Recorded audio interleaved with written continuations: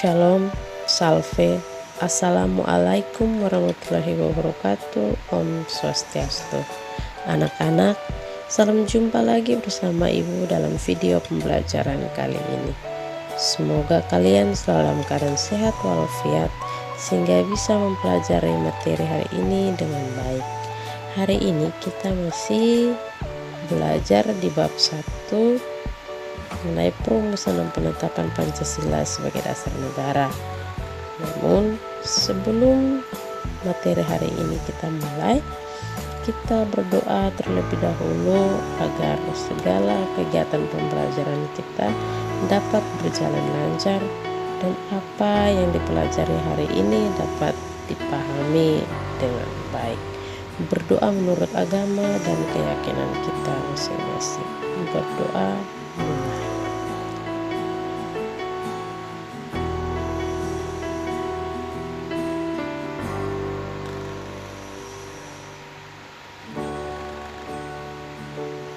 Anak-anak, hari ini kompetensi dasar yang kita bahas yaitu menganalisis proses perumusan dan penetapan Pancasila sebagai dasar negara. Pertemuan yang ketiga yaitu semangat pendiri negara dalam merumuskan dan menetapkan Pancasila sebagai dasar negara.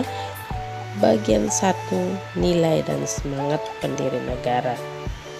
Nah, tujuan pembelajaran setelah mempelajari materi ini, peserta didik diharapkan mampu 1. Menunjukkan semangat yang ditunjukkan oleh para pendiri negara dalam merumuskan dan menetapkan Pancasila sebagai dasar negara. Yang kedua, mengetahui hal-hal yang terkandung dalam jiwa dan semangat 45.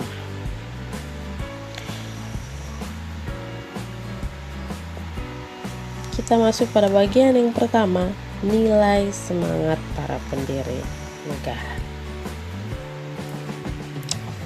Semangat mengandung arti, tekad, dan dorongan hati yang kuat untuk menggapai keinginan dan hasrat tertentu. Para pendiri negara merupakan contoh yang baik dari orang-orang yang memiliki semangat yang kuat dalam membuat perubahan, yaitu perubahan dari negara terjajah menjadi negara yang merdeka dan sejajar dengan negara-negara lain di dunia ini. Keberhasilan bangsa Indonesia menyatakan kemerdekaannya merupakan salah satu bukti cinta para pahlawan terhadap bangsa dan negara. Bukti cinta yang dilandasi semangat kebangsaan diwujudkan dengan pengorbanan jiwa dan raga segenap rakyat untuk merebut dan mempertahankan kemerdekaan dari penjajah.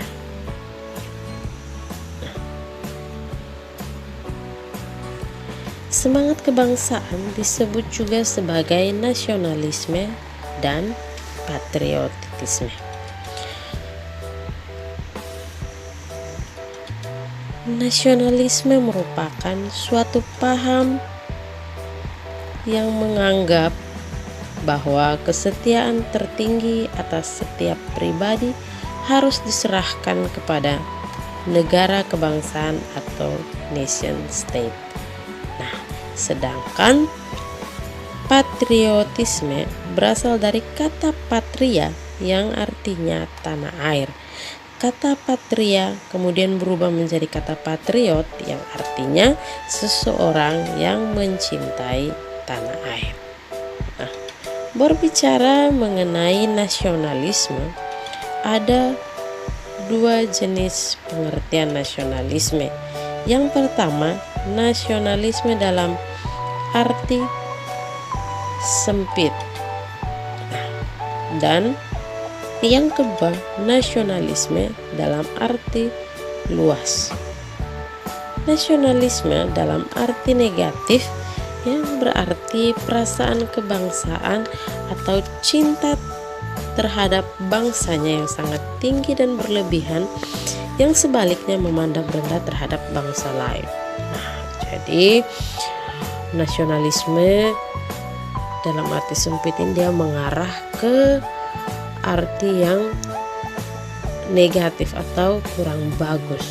Jadi nasionalisme ini bisa disamakan juga dengan Calvinisme atau perasaan yang cinta berlebihan terhadap negaranya sendiri dan memandang rendah negara lain.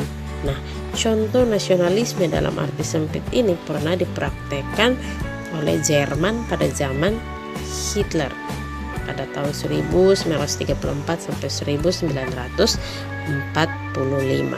Nah,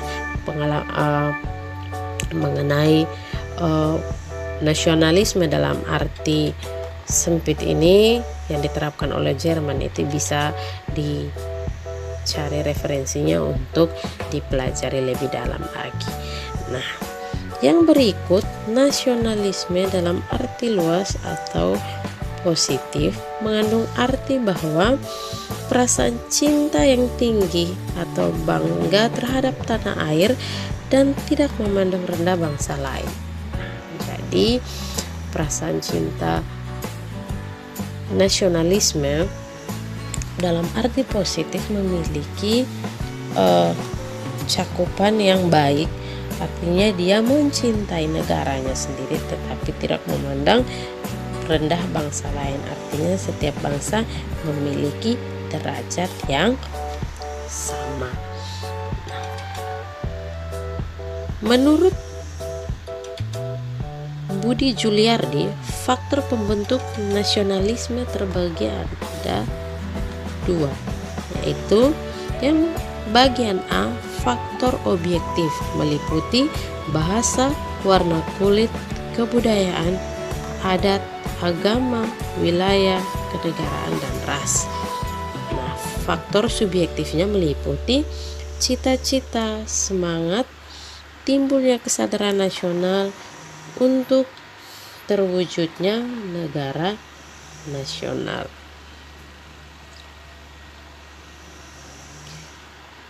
Nah, yang berikut kita masuk pada patriotisme.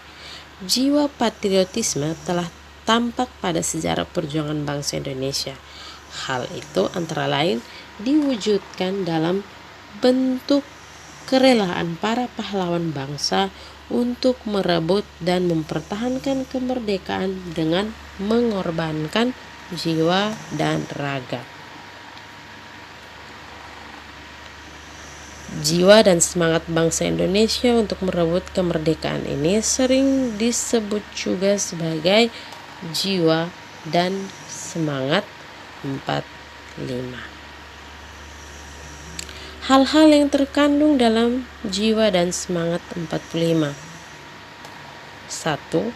Pro patria dan primus patrialis, artinya mencintai tanah air dan mendahulukan kepentingan tanah air.